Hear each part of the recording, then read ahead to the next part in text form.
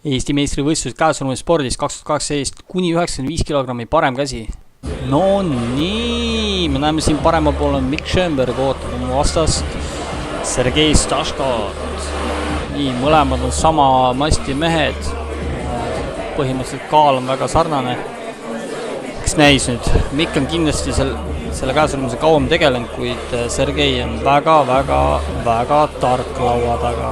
Ja parema käega läheb vist huuki, nii et Mikk peab sellega arvestama.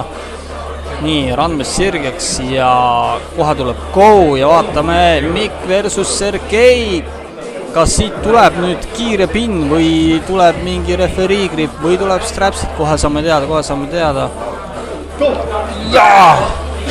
Ja Sergei pani siit käe kiiresti maha ja Sergei on väga tark laua taga, IQ on väga kõrge, laua IQ, nii vasakul pool Uku Pokk, kes siis mitmes kategoorias juba on võtnud medaleid, paremal pool Volodimir Miltšenko, nii, Uku tundub nagu on rahulik laua taga, aga ta on kiire ja näete, okei, Voova püüdis ta kinni ja jällegi see Voova teine, võib-olla isegi kolmas käik, ma täpselt aru ei saanud, aga võitsid tuli.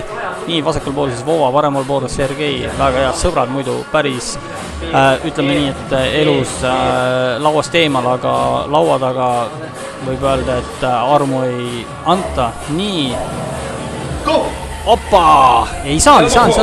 Küünalnuki viga oli jah, et kohtunik kohe märganud seda, kuid küünalnuki vea läks tõesti üle. Nii, nüüd restart. Ooval üks viga kirjas, peab ettevaatlik olema oma küünalnukiga. Oskab ilusti liigutada see seal küünalnuki padja peal, aga peab ettevaatlik samamoodi olema. Nii, Sergei! Sergei nüüd magas stardimaja, ei saanud seda võitu, kuigi jah, lootis saada, kuid kes ei looda saada võitu, eks ole. Nii, Voovale see võit siis kirja. Nii, vasakul pool Uku, paremal pool Mikk. No nii, Mikk on valmis, näost on näha, et on valmis. Tahab vist ritsa peale minna või huuki.